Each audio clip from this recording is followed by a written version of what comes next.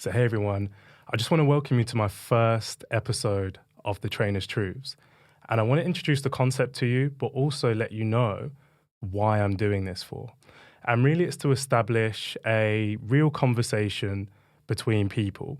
So I want to show people's real life fitness journeys given to you by real people.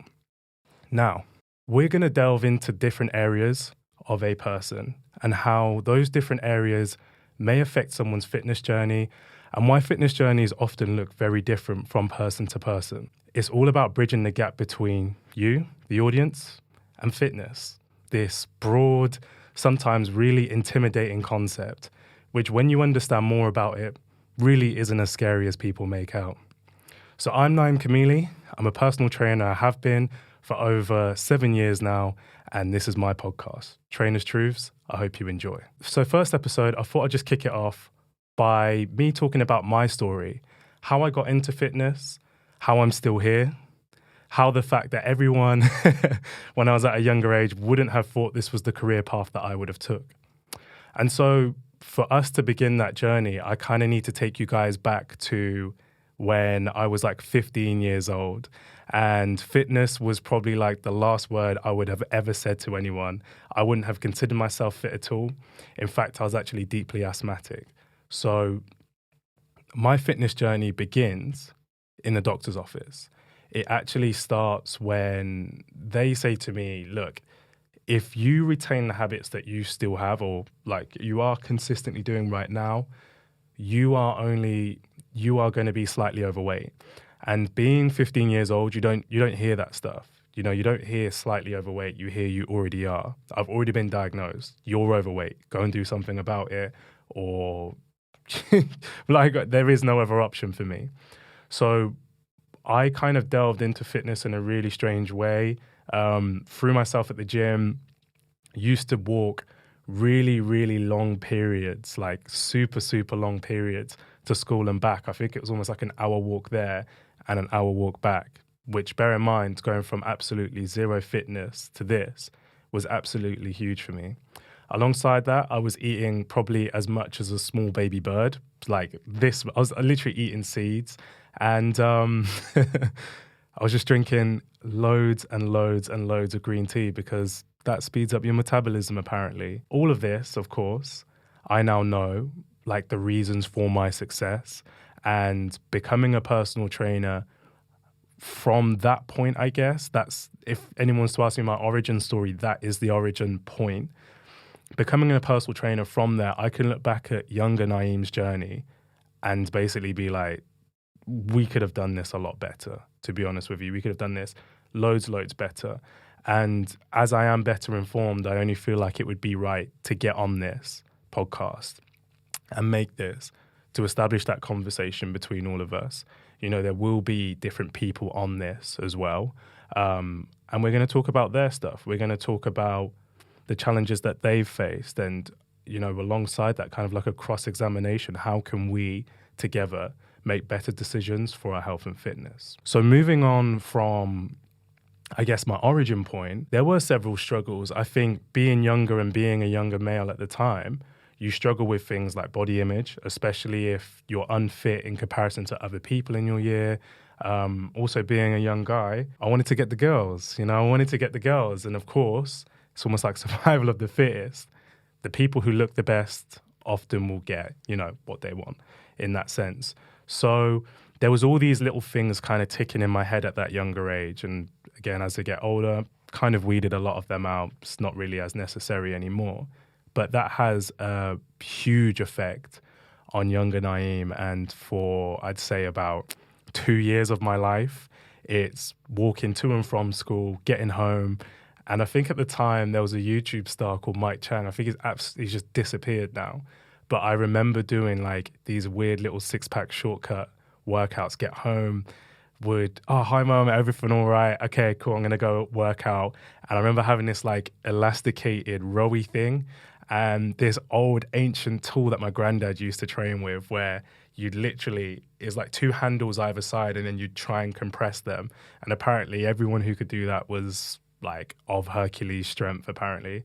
I never achieved that. I broke it though, so I don't know, 12 points to me. Anyway, six-pack shortcuts, that weird ancient tool that my granddad passed down, and a rowing machine was all I was equipped with. I wasn't actually tracking, which was crazy. I didn't track any of my progress. It was more just a thing of knowing that, the clothes that I was creeping into, I was getting further away from those waists. So I think I got up to somewhere where like my school trousers were getting to like 40 waist. And I was like, for me, and obviously my physiology, I was like, whoa, do you know what I mean? I was going from the 30s to 40s. And I think it was other people's opinions around me. I had no real connection to those numbers. I knew nothing about them. But my mum was like, oh, you're starting to get, like a little bit bigger, like a 40 waist. I was thinking, how big is that? And I guess in my head, even as I explore this episode with you, it's that, you have to bear in mind the effect of people's words. And even if they don't mean it in that kind of way, like even now I'm just registering, like I didn't even know that like a 40-inch waist would have been big, or a 30 would have been considered small, or a 32 is perfect for me. I didn't know any of that. That was all other people's opinions, and that was all things that had been said to me in passing. So people may not mean harm by that stuff, but definitely pay attention to how you react to to people's opinions, basically.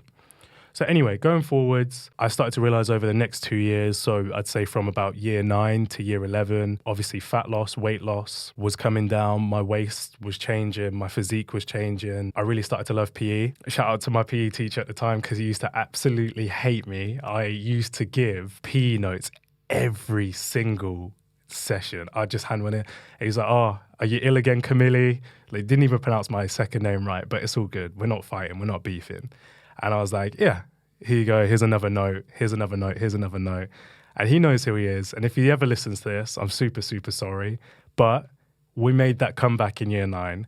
And I really started to enjoy it. I started to enjoy the athletic side of things, seeing my performance improve in the 1,500. If everyone knows about secondary school, 1,500 meters, the 1,500, right? Oh, the 1,500 meter run was absolutely disgusting. I used to hate it. And I remember there was a point where it clicked and I was like, I'm actually semi-okay at this. I'm not having to walk all the way through. And it was those little things in fitness for me that kind of made me smile and kind of made me a lot more proud of myself. So I'm going to fast forward you to maybe university. I'm gonna speed this one up a little bit for you guys. It's my first episode, doesn't need to be super long. I just want you to get a feel for, again, this podcast and me, the host, who's in front of you. So I think the next big point in my fitness journey is how I became a PT. And I think I'm going to give a little bit of a shout out to that Jim Carrey film. I think it's Yes Man. It is Yes Man. It's not even I think, it is Yes Man. And if you haven't seen that film, I definitely advise that you watch it. It's actually quite funny, but it's got some deeper philosophies behind it. And it was really, really interesting. I think the path that I've taken in life is largely down to me watching that film. Sounds crazy, but a film really did change my life. So I took a year out of university. We have these things called a sandwich year, a placement year, which is where you go and find work in an industry relevant to, your degree. And I was submitting like CVs, doing some of those math tests and stuff like that. I can't remember what they're all called, but basically it wasn't my strong suit. Didn't really enjoy it that much at all. And one thing that I really craved was feedback. I'm almost addicted to improving. And that's probably why I do so well within the gym. I just love to better myself, but also better the people around me. And when I found like there was a lack of the ability to kind of work on myself and improve why I wasn't getting the opportunities I was going for, I began to become really, really bored of like the entire situation. And I think I just got, I just stopped applying. I stopped applying. I actually watched this film, and not really in that order. I think I watched the film and I was like, yeah, that's not for me. I'm going to use this year to kind of do what I want to do. Like, what does Naeem want to do? And at the time with my degree, I was doing economics and business management. I didn't really enjoy the math side of stuff. I didn't really enjoy the numbers side of things. It wasn't really of a huge interest to me in that sense. I wasn't interested in making people more money, but I was interested in teaching people how to improve. So kind of like a consultancy-based job. I really enjoyed strategy and innovation.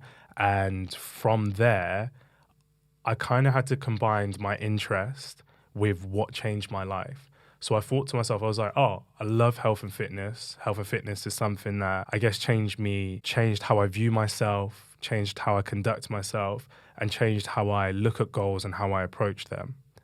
I really love teaching people how to improve, assessing their strengths, their weaknesses, and moving forwards from there. And so I kind of just put the two together. And in doing that, I guess that gave me the role of a PT. Now, I didn't know you had to become qualified to become a PT, by the way. So I just remember I remember going on Indeed, giving in all these random CVs, and this place called me back and was like, hi, we're calling from fitness, blah, blah, blah, blah, blah, blah, blah. I was like, okay, cool. Like, what's the situation? Thinking I was going to probably be like a receptionist or something, and then you kind of get upgraded from there. That was my kind of thinking around that job. And it was like, nah, it's like $2,500 for you to become a personal trainer, and then we'll, try and link you up to as many gyms as possible, and you can do what you want to do. And at the time, I'm a poor uni student going, wait, so I've got to pay to work? That doesn't make a lot of sense. And I remember telling my grandma about this situation, and she was just like to me, you only live once. And the money was in my account. I started it, completed it. I had a little bit of a hold up because of uni took over. I needed to complete my last 2 years. So I did my level 2 during that time. Level 3, I had to wait for practicals and stuff like that. So it ultimately ended up taking me about 3 years to complete the course. Took 2 years off, of course, because of university. And then unfortunately, I was actually quite ill once finishing university. They kept saying I had tonsillitis, I actually had quinces. And that bad boy needs to be drained, basically. It can't really be treated with medication. They put like a needle in your throat. Yeah, it's not nice. Not a nice feeling. But yeah, got through all of that, did my practical, and boom, personal trainer. That in itself is a crazy experience, simply because once you become self-employed or you run your own business, you're entirely by yourself. So training was interesting, because as I started to delve into my personal training business and understanding what people needed from me, I stopped giving what I needed to myself. And what I meant by that is, because no goals were really that immediate for me, I feel like I wasn't planning my training in. And I remember going weeks and weeks and weeks without training because I was so focused on getting, the quality of sessions higher, the quality of service higher. And there would be times where I'd do like 5 people back to back and then have like 10 minutes to eat lunch and then be back on the gym floor to finish for the rest of the day. And it actually took me getting a business coach myself, Oliver Tennant. If anyone's ever thinking about, anything to do with fitness business, I definitely would always give you a shout out to my old coach. It's absolutely awesome. And just taught me how to be a bit more of a human inside the business, because I didn't want my business. I started my business for freedom. Freedom is my biggest goal with everything. And I didn't start my business to then get into worse shape. I didn't start my business to then spend less time with the people that I love. In fact, I did quite the opposite, or I did it for quite the opposite. I started my own business so I could dictate my time.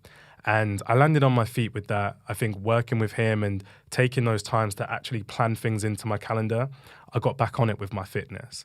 And I feel like the reason why I need to tell you stories like this, or why I need to give you the whole background of my journey as well, is because I want it to be realistic.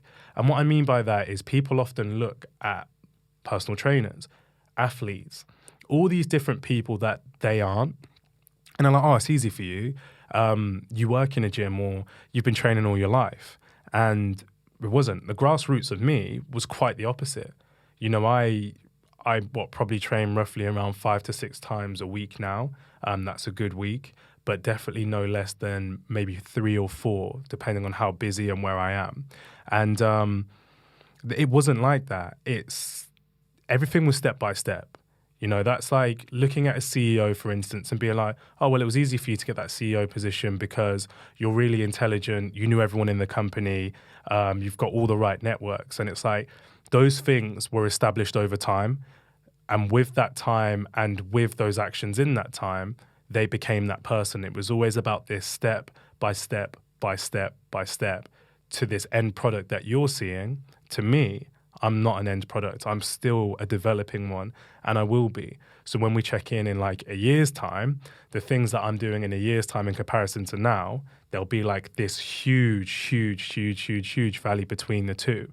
And that's how people's fitness journeys should appear. When you look at someone, it's not, oh, it's easy for you to do this. It's often, what obstacles has that person overcame to become the person or the avatar that you see them as today?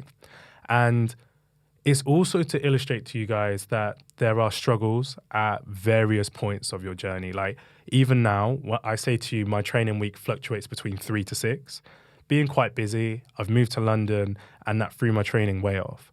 Now, for someone who isn't as trained as me, I guess, or hasn't as much training experience, when something like that throws you off, that is a reason for a lot of people to throw in the towel.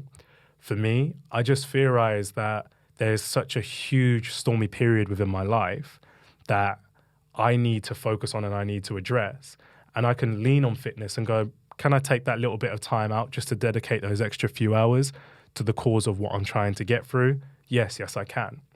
But that wouldn't have been the case if I hadn't done all this previous work within my health and fitness. Now, the big thing and the big ethos for me in terms of this is that I would rather people engage in a good health and fitness journey because of choice than having to be forced into a health and fitness journey because of something like a health issue or anything that means that you need to get in and train. Because always, what do they say? The old saying is what? It's better to prevent than to try and cure. Let's not always try to cure the symptoms. Let's just prevent anything from happening to begin with. And you'll be really surprised what small steps you need to do to make that happen. So I think I'm going to wrap that up here. I did briefly mention about my grandma being the recent or like the origin point, I guess, of me becoming a personal trainer. And I kind of want to make sure that this is my first episode. I would like to kind of dedicate that to her as well. So I wouldn't be here talking about any of this stuff if she didn't say to me, you only live once.